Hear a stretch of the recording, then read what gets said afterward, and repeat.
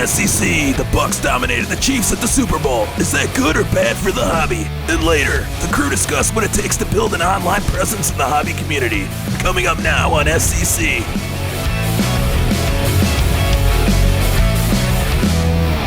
Welcome to Sports Cards Culture, Episode 9. I'm Chris. I'm here with Josh of Cardboard Chronicles, Nick, a.k.a. Stiff Arm Wax, and Kristina, Kristina's PC. 3 quick announcements. First, we've given a lot of attention over the last few months to the Card Ladder native app that is now available on both Apple and Android phones. The native app came out last week, and we appreciate everybody who installed it, and especially those of you who left a review. You can still do that, by the way. We really appreciate it.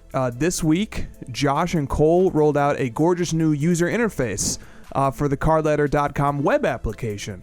So we hope you guys like that as well. Let me tag in Josh for a second here. Josh, feel free to tell us a little bit about the new design that you and Cole rolled out for cardladder.com. Yeah, Cole's been working on that for about a month now. The goal is to give people more space back in their activity of Card Ladder every day. So like the list items are shorter, there's more data packed in, it's a little bit easier on the eyes. There's certain things to draw your attention where it needs to be. There's separation of grade, player, condition, set, variation, so you can understand how to break down each card. You can toggle between grades a lot easier. The similar cards UI is a lot nicer looking. Just a lot of like eye candy mostly to get people excited about the app. And I mean, that's kind of one of our favorite parts that we talk about, is jumping in and just kind of having fun with it. That's kind of the point of Card Ladder at its core. Totally agree. As somebody who uses the web application in particular for many hours a day, I absolutely love the new designs. Eye candy is exactly the word for it, and fun. It just that's like at the heart of the user experience. I think is it's using the site is fun. The second announcement: this show, Sports Cards Culture, is available on all podcast platforms: Apple Podcasts, Spotify, etc. Just search Card Ladder or search Sports Cards Culture or some combination of the two, and you will find it. And the third and final announcement: for those who don't know, we record a separate show every Friday night on Instagram Live at 11 p.m. Eastern. We call it The Crossover. It normally goes for about 2 to 3 hours. It's based around questions and comments from the community that are sent in over Instagram. So Nick uploads those recordings to the Card Ladder YouTube channel the next day, but they're worth catching live if you can, because sometimes the live chat is the star of the show. Okay, so now let's get into substance of the show. First, I have a question. Is the outcome of Super Bowl 55 good or bad for the hobby? So we are a few days removed from Tampa Bay's upset victory over Kansas City in Super Bowl 55. The final score was 31-9. Wait.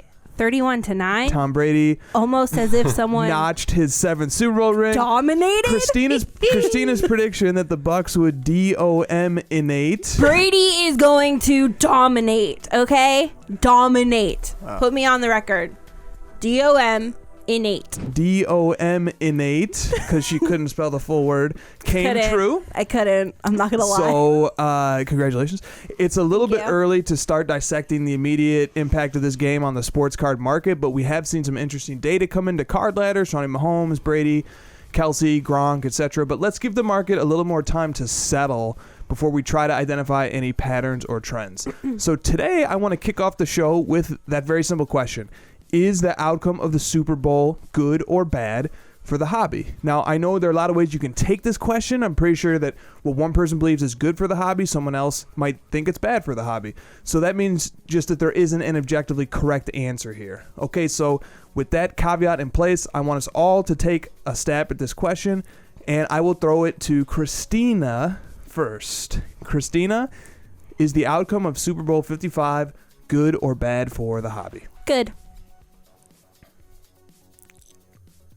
Oh, is this and why? The why, if you have a why. I mean, I think any event is good for the hobby. I especially enjoyed the domination of the true goat over what would be the baby goat in Super Bowl LV. Say a little bit more about this idea that any event is good for the hobby. You mean that like any stimulus that happens moves the ball forward kind of thing? I think with every game, with every Hall of Fame induction, with every sporting event or news about athletes, that is an avenue and a time that you can make moves in the hobby. Therefore, anything is good for the hobby. There's no such thing as bad press. There's no such thing as a bad event for the hobby. That's an interesting take. I hadn't even thought of that. All right, Josh, let me throw the same question to you. Is the outcome of Super Bowl 55 good or bad for the hobby? I'm going to say good as well. I think most of the value is kind of built into the run-up to the Super Bowl anyways. Like, I don't think the outcome really changed things too much. I think, because Brady was probably the underdog in the game, according to Vegas, there might be some price increase just on the unexpectedness of Brady winning. Another thought I had was having Mahomes lose kind of adds to his prospect level as a younger player. Like, he's not quite the GOAT yet, and we're sort of reminded of that, so he has to like work his way up to that, and he'll be motivated by this, obviously. And I think there's a good amount of prospecting that goes into Mahomes losing and his collector base getting fired up for next year and him coming back even better. Yeah, good. Nick, let me throw this one to you. Was the outcome of Super Bowl 55, in your opinion, good or bad for the hobby?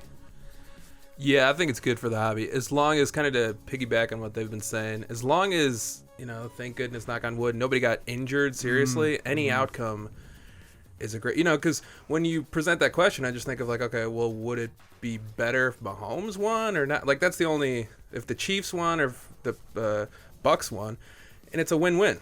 Okay. Well, then I'll be the one who says it's bad for the hobby. Whoa. To keep things a little bit interesting here. I do love the underdog aspect of Brady winning because the guy's 43.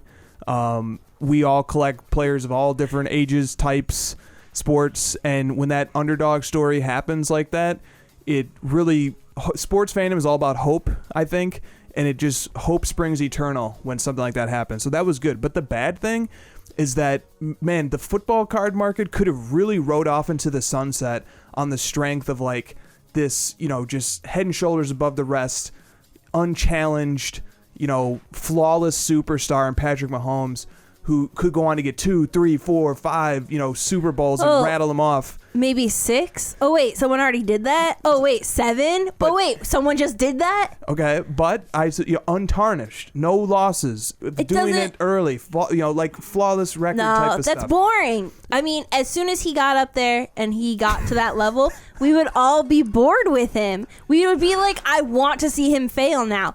I mean, you can't have a hero story without some like dark moment that makes him a hero, and this was his dark moment. Hopefully that this is his only dark moment, and he comes back and he's like, I got beat by an old man, I admit it, but I'm gonna work my ass off after I just got $500 million deal after winning my first Super Bowl. And everyone had Brady signed off in a retirement home down in Florida, go home. Okay, now we're turning into the Brady worship. Okay, so my point is this. Mahomes already does have a redemption story. Nobody forecasted him to be, to become what he's become. He was a later draft pick. Even after he had started playing, it still took people a long time to catch on to him. And now it's completely different. So he's already had quite an arc, in my opinion. He'll have another one now, and maybe long term that is good. But a little part of me feels like there was an opportunity lost to have this, really dominant one guy that everybody can just kind of rally around and behind. I think that moment, that opportunity has sort of slipped away, and it also casts prospecting into a more skeptical light. But Josh, I heard you might have wanted to chime in on something as well there. So let me pass the mic to you for a second on this topic. Yeah, I see what you're saying. I just think that collectors of Mahomes, they're just gonna be angry about this, and they're just gonna want to prove people wrong. And I do like the whole redemption story. And I don't know, he was still the 15th overall pick. It's not like he was the late round pick like Brady. He wasn't passed over necessarily too. Even Rodgers was drafted way later than Mahomes, so I don't know if I quite buy that story. But yeah, I think he's got to go through some pain.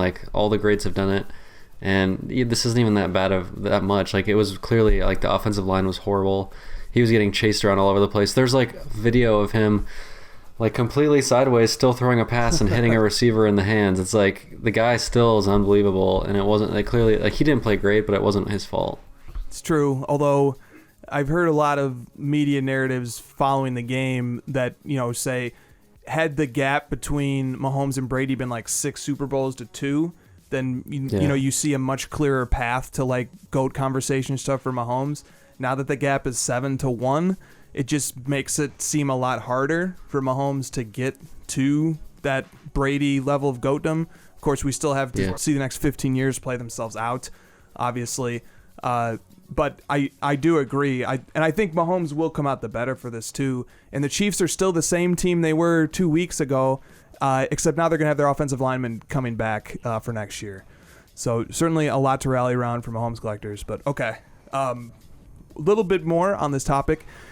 I also posed this question to my Instagram story. It received 330 votes. 80% of the people felt that the Super Bowl's outcome was good, and 20% felt that it was bad. So I doubt that this group of people is really representative of the hobby, because certain people in my network are going to skew more towards Brady because I collect Jordan, they collect Brady. There's some overlap there. But let's talk for a final second here about how the hobby itself, not us, but the hobby, views the Super Bowl's results. So Josh, you are one of the most plugged in people in the hobby. You have a very wide reach and a diverse network. Just kind of surveying the landscape, how do you think the hobby as a whole is reacting to the results of the Super Bowl? Do most people feel like most of us in this room feel that it was probably a good outcome? Or what is your sense of how people in the hobby are feeling about the outcome of the Super Bowl? I think there's a lot of momentum in the hobby right now towards GOATs and legends and older players specifically. Like some of the prospecting stuff has faded in the last few months, and there's just a lot of momentum behind that. And I think people are excited that, of the two players, we definitely have that reflection here in this matchup of the GOAT Brady and then the up-and-coming prospect in Mahomes. And so to see it play out in the current favor of the way the market is going is kind of like driving people towards, I'm doing the right thing. I picked the right player when I'm collecting. I didn't buy the young hot prospect. I picked the more established guy. So, and honestly, I feel like a lot of that vote also is just like people are just excited about anything that's happening right now in sports. Like any good thing, any bad thing. It's just like it's all fuel to the hobby fire and all the conversations that happen. So I would say that's a pretty good percentage of the vote. That's such a good point. There certainly will be a feeling of vindication.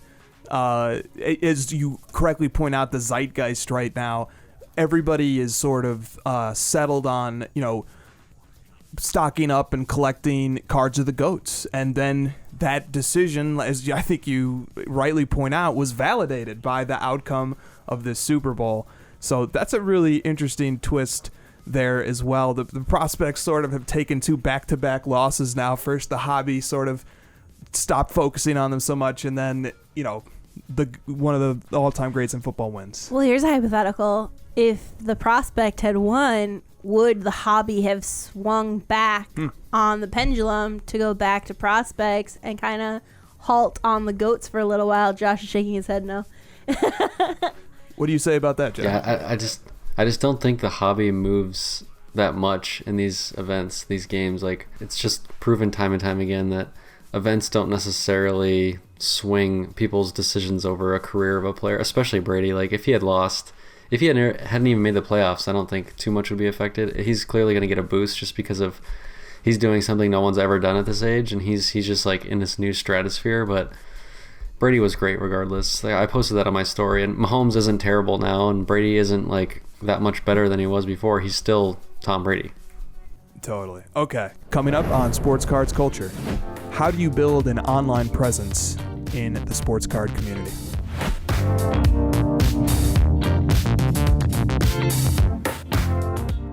Imagine everything you love about the hobby in the palm of your hand. An entire store at your fingertips. Everything you need to know about cards is within your grasp. Unlock the secrets of the hobby. Plus, so much more. You don't have to imagine anymore. It's here. Card Ladder. Get the app today.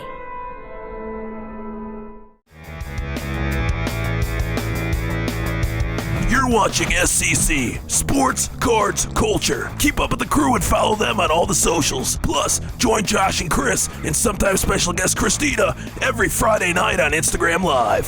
The Crossover. Let's move on to the second segment for today's show.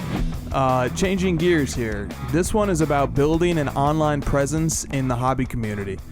So one of the ways to establish yourself in the hobby community is by building a presence online through sites like YouTube, Instagram, and Twitter. But let's back up for a second, because not everyone necessarily wants to have an online presence.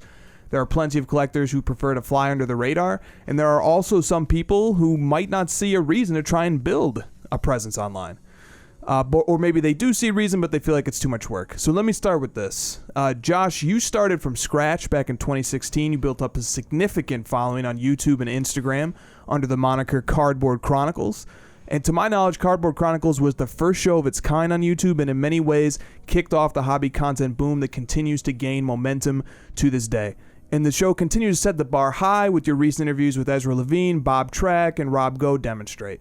So we will get to the process of how to establish a presence next. But first I want to pose the question of why should a person build an online presence, bearing in mind, of course, that not everyone needs a presence in order to enjoy the hobby. So let me ask about why you built up a big network and following, and discuss some of the advantages and disadvantages of being in that position. I think the initial reason I wanted to do it was just to kind of get more into the community and meet more people. The advantage, the only like real advantage I can think of is like networking. So if something comes up, someone needs a deal made, or they have a card they need placed, or they want to sell something, I generally know at least one person for almost anything that comes up, and I can find someone or I can get help.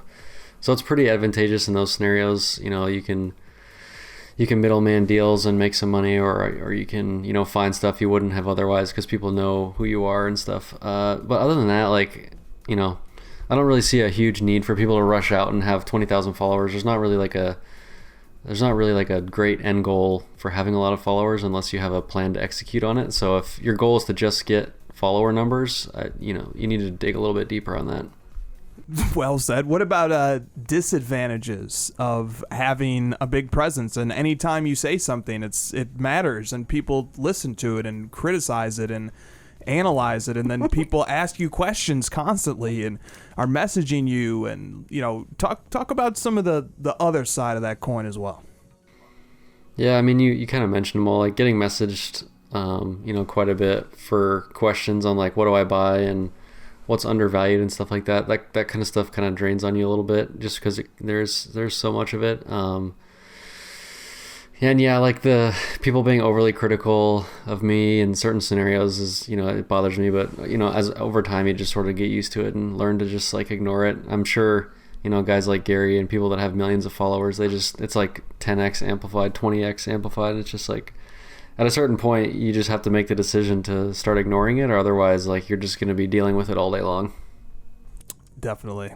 All right, Kristina. Yes. You got quite an online presence yourself. I do. You've interviewed big hobby players like Dr. Jim Beckett and Kevin Hake of Panini America for the YouTube series Kristina's Corner. I have. But you also like to keep a lower profile on social media. I do. And insert a statement in between all my sentences. I do. I posed the same question to you. What are some of the advantages and disadvantages of building an online presence in the hobby? Do you need me to repeat it? Were you paying attention?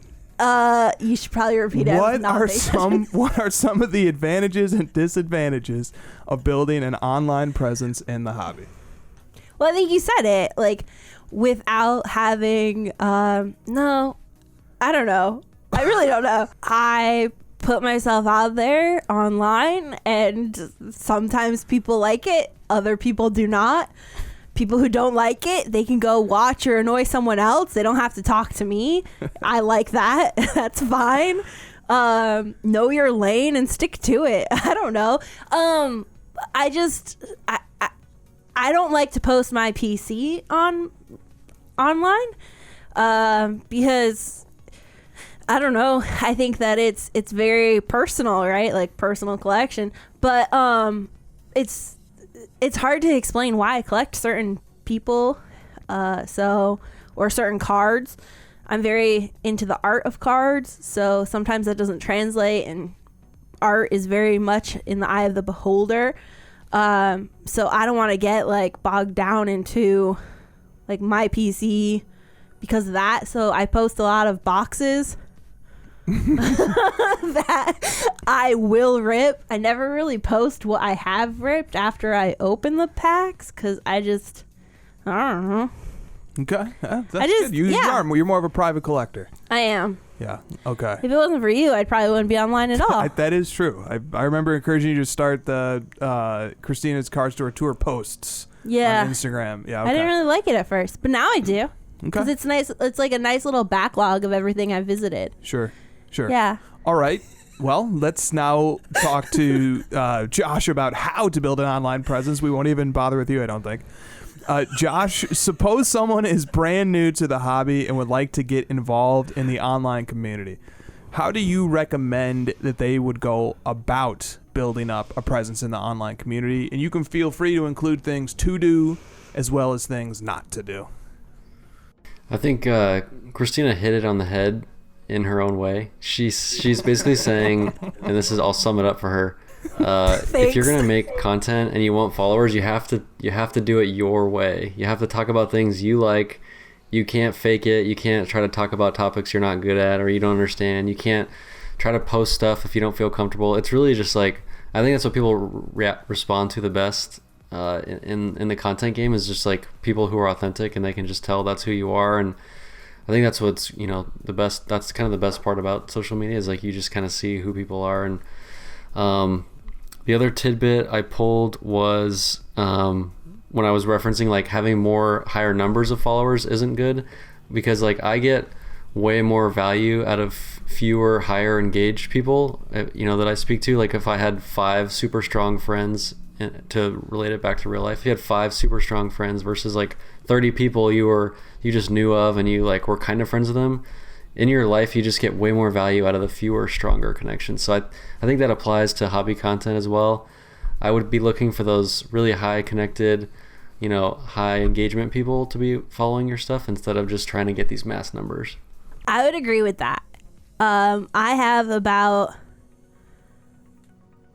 probably less than 10 hobby friends that I talk to on the regular, and anyone who is my friend in the hobby knows I don't message you because I always feel awkward, because I am awkward in person. If you can't tell from like my answers to questions on the show, like I'm a very awkward person, so I keep my interactions with people like very limited. But I have for their benefit. Yeah, for their benefit. No, but for reals. But like I have like 2 handfuls of friends in the hobby who like they like know that, I think, because they message me and they're like, I know you're like looking at this. I'll always answer if someone messages me, but I'm awkward. I apologize. I'm just awkward. Yeah. Now, I'm a bit the opposite of you when it comes to sharing collection, because I think sharing your collection is a really great way to, without being overtly direct, make relationships with people who might see a card that you have that they might want, or just see that you have a common interest. Maybe I remember, posting Michael Jordan inserts back in the day. That's what, in really low end stuff, nothing crazy at all, was what caused Rodman Martinez to take notice and say, oh, look, here's an MJ guy on Instagram, invite me into a group chat. And like, that really kicked off my networking experience. That became the first secret Jordan group chat, I believe. Yeah. Yes, it did. It did. So, and then also, finding people to follow and looking at other people, using hashtags on Instagram, seeing other people who collect cards that you like to collect. It's just a great way to plug in with like-minded people, potentially find opportunity to do deals. But really, like, what a lot of us love doing is just, talking about cards and sharing collections and talking about what I'm going for next, what they're going for next, stuff like that. So I do think sharing your collection can be a gateway to that. But it also can result in a lot of annoyances and people messaging you and trying to buy stuff that you might not be trying to sell, or lowballing you. Yeah, and that's the thing. My PC is not for sale. Right. And you share enough of it for both of us, and I get angry sometimes when you share it because I see people be like, how much do you want for this? And I'm like, that's mine. Back up. No, but Well, we went 24 minutes without a curse, but okay. All right, well, you that's can just cut that that's out. gonna do it for the show. Unless anybody has any final thoughts or final pieces. Matter of fact, let me get that from each one of you. Just one final thought, one final piece of advice for somebody. Put yourself in the shoes to the extent that you can. Somebody brand new to the hobby, brand new to the online community. What's one piece of advice that you would give them? And Kristina, you look like you're ready to go, so I'll let you go, and then I'll go, Josh. Okay, I would tell you to be genuine in yourself and just have fun. Like, it's real life, but it's online, so it's not real life. Okay. And Josh, what's your one piece of advice? Yeah, I was gonna say be authentic, so I'll take that one first and piggyback. And the other one is to set yourself up with goals. Like saying like I want a bunch of followers is not a goal. Like what do you want from the followers, or what do you want from your presence?